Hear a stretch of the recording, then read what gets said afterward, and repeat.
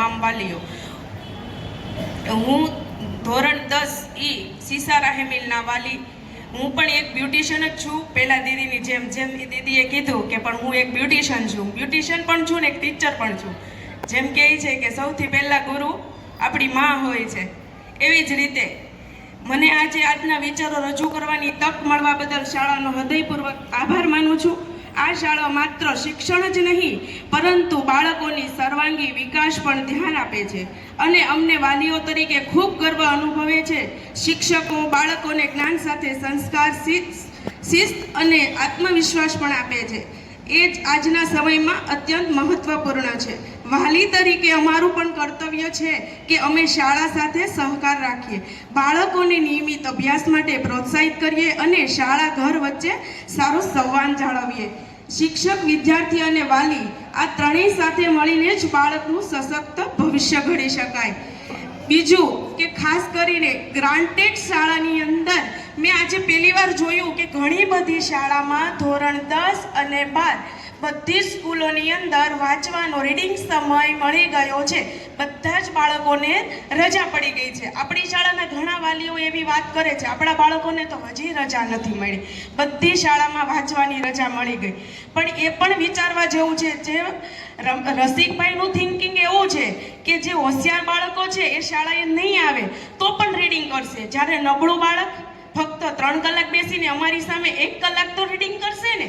આજે એવા થિંકિંગથી રસિકભાઈએ રાઉન્ડ ટેસ્ટની પણ એ થોડુંક વિચાર્યું છે. તો કદાચ આપણાને એવું લાગતું હશે કે રીડિંગ સમયમાં જોને સ્કૂલ ચાલુ રાખે છે, શું બાળકો વાંચવાના? પણ સોરી, એવું કોઈ વિચારવા જેવું નથી. ને બીજું કે ગ્રાન્ટેડ શાળાનો તો સમય જે છે એ સમયની અંદર શિક્ષકોને તો પગાર આપે છે. શું કામે શિક્ષકો ઘરે જાય છે? મારા ઘરે અચાનક જ મારું બાળક આવ્યું, મમ્મી મારા ટીચર મારા ઘરે આવે છે. અરે યાર, કોઈ વોટિંગ કાર્ડ હશે, કંઈ ચૂંટણીના કામથી શિક્ષકો આવતા હશે? અરે યાર, મને તો એકદમ ટેન્શન આવી ગયું. મેં કીધું શું હશે હેમિલ, તારી કોઈ કમ્પ્લેન છે? ના મમ્મી, મને નથી ખબર, મારે કોઈ સાથે ઝઘડો નથી થયો. મમ્મી ત્યાં તો શિક્ષક આવ્યા, એકદમ એટલું બધું પ્રાઉડ ફીલ થયું. જે એમના ક્લાસ ટીચર તરુલતા મેમ, જેને હું મળવા માટે બહુ જ આતુર હતી, બધા જ શિક્ષકોને મળું છું, પર્સનલી ફોન કરું છું. બકુલ સર તો વાહ, મને તો પ્રાઉડ ફીલ થાય છે. એમના ઘરે ગેસ્ટ હોવા છતાં મારી સાથે સમય ફાળવીને એટલી સરસ વાત કરી અને પાછું એમ કે વિદ્યાબેન એની ટાઈમ બાળક અટવાય તો મને રાતે 10 વાગે ફોન કરજો. આજે કઈ ગ્રાન્ટેડ શાળાના શિક્ષકો તમને પર્સનલ નંબર આપશે? કોઈ નહીં આપે. અને પ્લસ તમે ગમે ત્યારે શિક્ષકને મળો, હા બેન ગમે ત્યારે જરૂર હોય તો કહેજો. બધા જ શિક્ષકો તમને પર્સનલ નંબર આપે છે. પ્રિન્સિપાલ સહિત જો આપણાને કોન્ટેક્ટ નંબર આપતા હોય તો આજથી વિશેષ આપણે શાળાનું શું જોઈએ? અને કોઈ ગ્રાન્ટેડ શાળા નહીં, આ તો પ્રાઇવેટથી બી વિશેષ શાળા કહેવાય. અને પ્રિન્સિપાલ આજે એક ફંક્શનમાં ફેમિલી સાથે મને રસિકભાઈ મળેલા ને ડાયરેક્ટ બાળકને જોઈ અને હક કરે, બેટા કેવા પેપર ગયા, એક્ઝામ કેવી ગઈ? બધા પેપર સારા ગયા. કયું પેપર હાર્ડ હતું? તને કોઈ પેપર હાર્ડ લાગ્યું હતું તો કહેજે બેટા. ત્યારે મારાથી થોડુંક સોરી રસિકભાઈ ડિસ્ટર્બ કર્યા તમે પ્રસંગમાં. મેં ખાલી એટલું જ કીધું કે સર મને થોડું ગણિતનું પેપર હાર્ડ લાગતું હતું. એ જ મિનિટમાં એમના વાઈફ સાથે હોવા છતાં પ્રિન્સિપાલ સરે મોબાઈલ ખોલીને પેલા ગણિતનું પેપર કાઢ્યું, પ્રસંગમાં હાજરી આપેલી છતાંય. નહીતર એવું એને મેરેજમાં ક્યાં એ સમય ફાળવવાનો હોય?